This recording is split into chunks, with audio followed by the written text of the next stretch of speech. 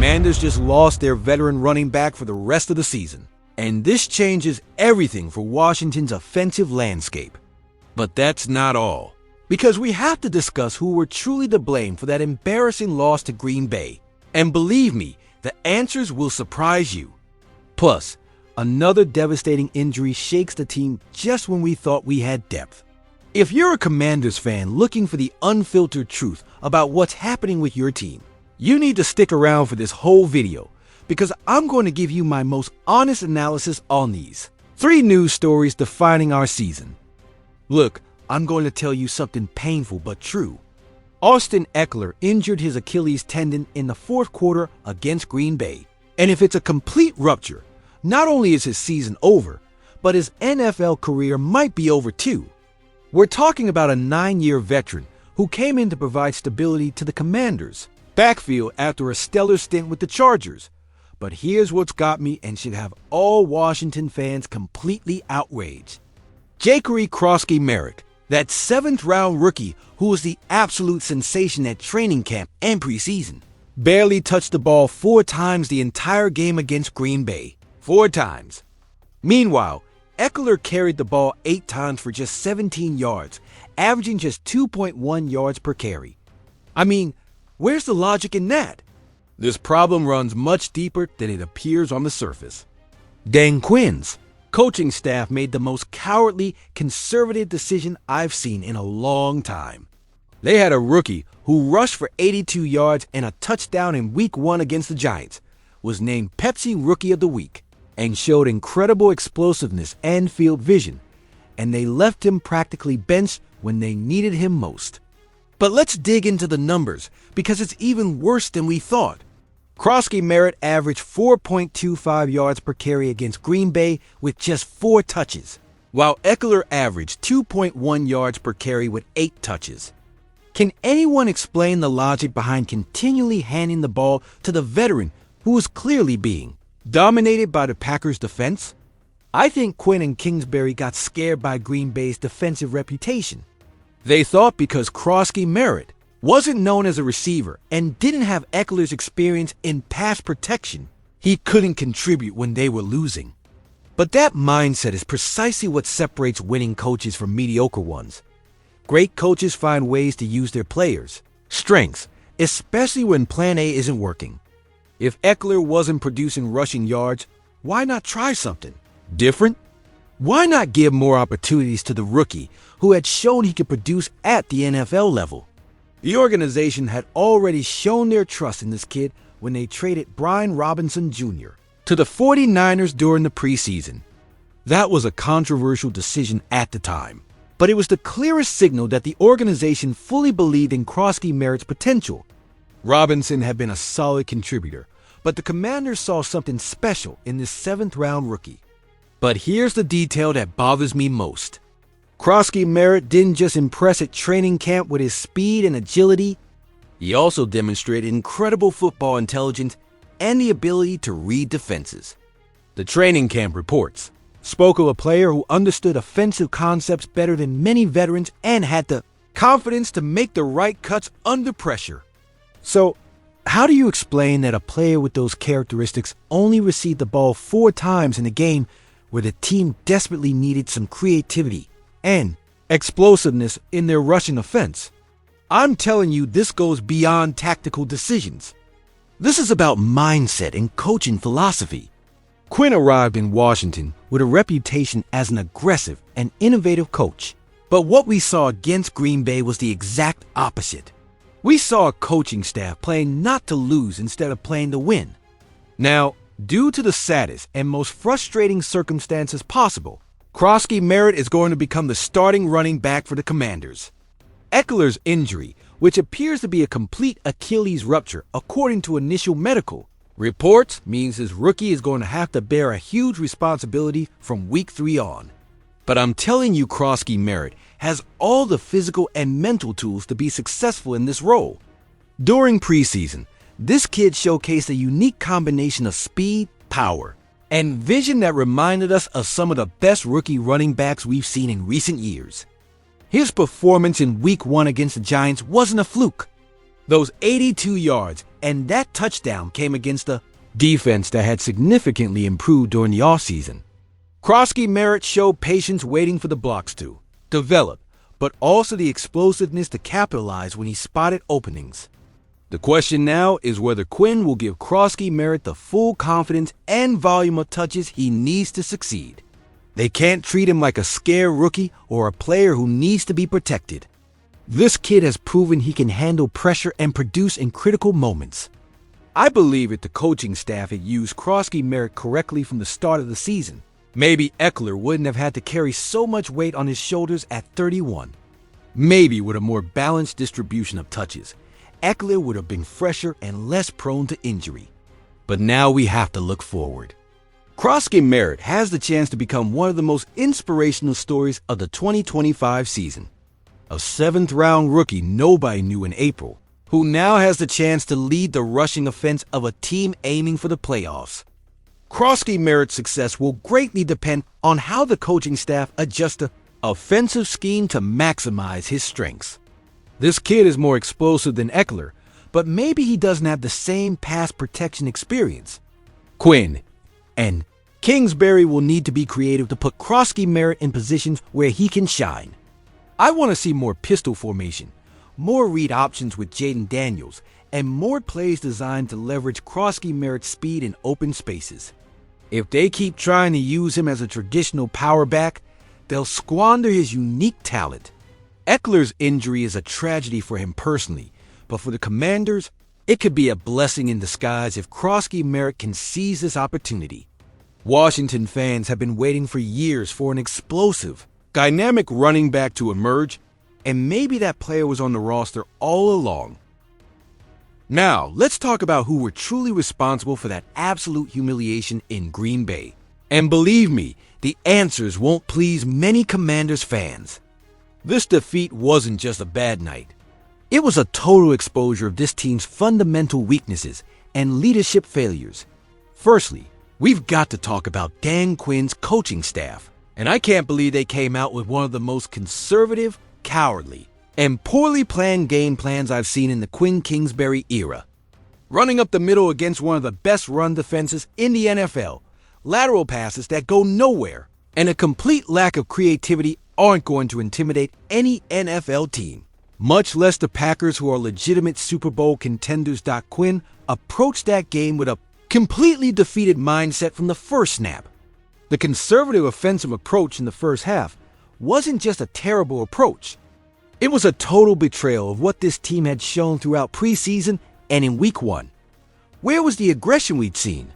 Where were the creative plays that had made Jayden Daniels look so good? Yes, the Packers have a fierce pass rush led by Rashan Gary and Preston Smith. But you can't completely change your offensive identity just because of the opponent. If you're afraid of your game plan before the game starts, you've already lost before stepping onto the field. Quinn's post-game response seemed completely evasive and lacked real accountability. He said they couldn't find a rhythm from the start. But I'm telling you this, you can't find rhythm when you're playing with absolute fear. And the Commanders played terrified, paralyzed by fear, throughout the first half. I wonder, where were the plays designed to get the ball out quickly and neutralize the pass rush? Where were the designed rollouts for Jayden Daniels that had worked so well in preseason? Where were the screens and misdirection plays that could have confused Green Bay's aggressive defense? Only when they finally let loose in the second half did they start moving the ball with some effectiveness, and Green Bay's pass rush didn't become any less intense or talented. It was purely a matter of mindset and aggression. The Commanders finally started playing their actual game instead of playing scared. But by then, it was too late. They had dug themselves into such a deep hole in the first half that it was practically impossible to climb out of it against a team as good as Green Bay. Quinn and his staff let fear dictate their decisions. And that's unforgivable at this level. Cliff Kingsbury also deserves a huge share of blame here. He was supposed to be the offensive genius who would maximize Jayden Daniels' talent. But what we saw was an offensive coordinator completely intimidated by the opponent's reputation. Kingsbury called plays as if he were trying to protect a 3-touchdown lead instead of trying to score points to stay competitive. But here comes the part. that hurts the most and will generate the most controversy. Terry McLaurin also deserves a massive share of the blame for this humiliating defeat. 5 receptions for 48 yards is completely, totally, absolutely unacceptable for someone earning $32 million a year and supposed to be this team's #1 receiver. I firmly believe McLaurin signed that massive contract to prove he belongs among the best receivers in the NFL, among the C.D. Lambs, A.J. Browns, Tyreek Hills of the world. But his performance against Green Bay, combined with his mediocre play in Week 1, shows that maybe he isn't at the level his salary suggests. Let's be honest about this. He already had a relatively slow game in Week 1 against the Giants, which may be forgivable because it's early season, and sometimes it takes time to find chemistry with a rookie quarterback. But now in Week 2, he completely disappeared again when we needed him the most. For a player of that salary level, for someone being paid like an elite receiver, he should be open regardless of whether the defense is in zone or man-to-man. He should be creating separation against top-tier cornerbacks. He should be making difficult catches in traffic. We saw none of that on Thursday Night when Jayden Daniels had time to throw, which admittedly wasn't often. McLaurin was nowhere to be found. He wasn't creating separation. He wasn't finding soft spots in the zone, and he wasn't making the plays that separate elite receivers from average ones. I'll give you a concrete example. In the second quarter, Daniels had a window of nearly 4 seconds in the pocket, more than enough time for any route. McLaurin ran a 15-yard out route against single coverage and couldn't create an inch of separation against the Green Bay cornerback. The pass was incomplete, not because Daniels threw it poorly, but because McLaurin couldn't win his one-on-one matchup. That's the kind of situation where a $32 million a year receiver has to stand out. Those are the moments that justify that massive contract. And McLaurin simply wasn't up to it. Daniels desperately needs help, especially against elite defenses like Green Bay's. And McLaurin simply didn't provide that help when it was needed the most. A $32 million a year receiver has to make the tough plays, has to create separation against any defense, has to be a security blanket for his quarterback. I'm telling you, if McLaurin can't consistently produce against elite defenses, then he really isn't the top-tier receiver we thought he was when we gave him that contract. The Cowboys have C.D. Lamb making spectacular plays every week. The Eagles have a J. Brown dominating the league's best cornerbacks. And we have a receiver who disappears in crucial moments. The harsh reality is McLaurin has had several big gains against mediocre teams and weaker defenses. But when he faces elite defenses with top-tier cornerbacks, he hasn't consistently been up to it. That's a worrying pattern for someone being paid like an elite receiver. The offensive line also deserves criticism for inconsistent protection, but I understand they face one of the best pass rushes in the NFL. What I don't understand is why the coaching staff didn't make more adjustments to help them, like keeping tight ends and running backs for extra protection. Washington's defense also had its tough moments, allowing Jordan Love to look comfortable for long stretches of the game. But honestly, when your offense can only score 8 points, you can't fully blame the defense for not keeping the game. Competitive. This loss exposed fundamental weaknesses that go beyond simply having a bad night. It exposed a conservative mindset in the coaching staff that could limit this team's ceiling all season. It exposed McLaurin's limitations against elite competition. And it exposed the lack of real depth in key positions. If Quinn can't adjust his coaching mindset and start playing to win instead of playing not to lose, the Commanders are going to have serious problems with any decent team they face. And if McLaurin can't elevate his play against elite defenses, it's going to be very difficult for Daniels and this offense to reach its real potential. To wrap up this absolutely disastrous week that has defined the start of the Commanders season, we've lost Dietrich Wise for the rest of the season due to a devastating right quad injury he suffered during an extra point attempt against Green Bay. This injury, though it may not receive as much media attention as other situations, has deep implications for Washington's defense. Wise, 31 years old, was carted off after a Green Bay defender fell directly on his leg during what should have been a routine extra point play. The image of this experienced veteran being carried off the field, surrounded by teammates offering words of encouragement and support, was one of the most heartbreaking all night. What makes this injury particularly cruel is that it happened on a special teams play, a situation where Wise was simply doing his duty as a team member, trying to block an extra point at a time when the Commanders desperately needed any kind of momentum or special play. Quad injuries in players of Wise's age are notoriously complicated and can have long-term implications not just for this season, but for the rest of his career. At 31, with 8 seasons of NFL wear and tear, this might be an injury that defines the end of his time as a professional player. The veteran defensive end took to Instagram on Friday to thank everyone for the support he received, and his message showed exactly why players like him are so valued in NFL locker rooms. In his statement, Wise demonstrated the class, maturity, and perspective of a true professional, saying that although it was an unfortunate experience, he trusts that God only gives us trials we can handle. I'm truly grateful for all the love, prayers, and support I've received, Wise wrote. This was an unfortunate experience, but when you give so much to the game and do everything you can to get better for yourself and for your team's success, it can feel there's a lot to play for. When you stop, it can feel like everything around you also stops. But he continued with a perspective that speaks to his character. But I know the greatest healer. God only gives us what we can handle, and every challenge carries a lesson. With every trial comes growth, shaping us into who we need to become to achieve the goals we set from the start. This kind of leadership and mindset is exactly what the Commanders are going to miss most about Wise.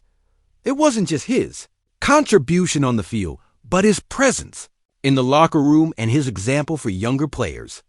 Wise had registered 4 tackles in just 2 games during his first season with the Commanders after 8 solid years with the New England Patriots. Although 4 tackles may not seem impressive, Wise was starting to find his place in Washington's defensive system and was showing signs of being a significant contributor. What made Wise valuable wasn't just his individual stats, but his experience and knowledge of the game. This is a player who participated in multiple playoffs with the Patriots, played in Super Bowls, and understands what it takes to win in the most critical moments of the season. His loss comes at a particularly bad time for the Commanders' defense. The pass rush had already shown inconsistencies in the first 2 weeks, and losing a veteran who could rotate and give rest to the primary starters means more minutes and more wear for players like Montez Sweat and Chase Young. But the impact goes beyond rotation. Wise brought a versatility that allowed Dan Quinn to be more creative with his defensive packages. He could play in obvious pass rush situations, but was also solid against the run and could contribute in occasional coverage. That versatility is hard to replace, especially mid-season. Wise's injury exposes some concerns about the real depth in the Commanders' defensive line. Although they have talented players like Sweat and Young, the loss of a reliable veteran means younger, less experienced players will have to take on larger roles. This is particularly concerning when we consider that the NFC East is a division where they will regularly face talented and experienced offensive lines. The Cowboys, Eagles, and Giants all have offensive tackles capable of exploiting any weakness in the pass rush, and the loss of depth could be problematic in those crucial divisional matchups. This injury has to be seen in the broader context of what has been an absolutely brutal week for the Commanders. First, they lost Ekeler for the season, then had an embarrassing performance against Green Bay, and now they lose another experienced veteran for the rest of the year. For a team with real playoff aspirations and trying to establish a winning culture under Dan Quinn, these accumulating losses can have a significant psychological impact. Players start to wonder if they are cursed if the season is destined to be another disappointment. But here's where Quinn's leadership will be crucial. How the team responds to this adversity, how the coaches adjust systems to compensate for these losses, will determine if this season can be salvaged or if it will become yet another lost season. Wise's injury though devastating for him personally, opens opportunities for other players on the roster. Younger defensive ends will have a chance to prove they can contribute at the NFL level, and some practice squad players might find themselves in more prominent roles. This is one of the inevitable but cruel realities of the NFL. A veteran player's injury can become the career-defining opportunity for a younger player. Quinn and his staff will need to quickly identify which players can step up and fill the gap left by Wise. Look, these 3 news stories tell us everything we need to know about where the Commanders stand at this critical point in the 2025 season. We're looking at a team facing real adversity on multiple levels, from devastating injuries to disappointing performances from key players to questionable coaching decisions. Can Krosky Merritt not only fill the void left by Ekeler, but become the explosive, dynamic running back this offense needs to reach its potential? Does he have the mental maturity and physical tools to shoulder the responsibility of being the RB1 in just his rookie season? Will Terry McLaurin wake up and finally justify that $30-2 million a year contract? Or are we going to keep seeing mediocre and inconsistent performances when we need it the most? Can he truly be the number 1 receiver this team needs? Or do we need to look for additional help at that position? How will Dan Quinn adjust his coaching philosophy after that total humiliation in Green Bay? Will he continue with the conservative mindset that clearly doesn't work against elite teams? Or will he find the courage to play aggressively and maximize his players' talents? And perhaps the most important question, can this defense maintain its effectiveness after losing another experienced veteran like Dietrich Wise? Do they have the depth and talent to compete in a division as competitive as the NFC East? I believe this extreme adversity can define our season in 2 completely different ways. Either we completely sink under the weight of all these losses and disappointments, or these problems and challenges make us stronger, more united, and more determined as a team. But for the latter to happen, we need to see real and significant changes from the coaching staff to our star players. Commanders fans deserve honest answers, real accountability, and deserve to see that this organization is taking the necessary steps to correct these issues. I will continue providing my most honest, unfiltered analysis on every decision this organization makes, on every play our players make, and on every adjustment our coaching staff performs. If you want to stay informed about everything happening with your team, if you want deep analysis that goes beyond superficial talking points you see elsewhere, subscribe to this channel and turn on notifications, because we are a family that never gives up, no matter how tough things get. Leave me your comments about the handling of the backfield and if you think Krosky Merritt can be the answer. Tell me if you think McLaurin will improve or if we need to consider other options. Talk to me about whether you trust Quinn to lead this team to the playoffs after what we saw against Green Bay. And tell me how you think the defense will compensate for Wise's loss. We want to hear all your opinions, all your analysis, all your frustrations and hopes, because that's exactly what makes this true Commanders fan community special. Through the good and the bad, through wins and humiliating losses, we remain a family. And remember, no matter how tough it gets, no matter how much adversity we face, we will always be here supporting our team. Hail to the Commanders!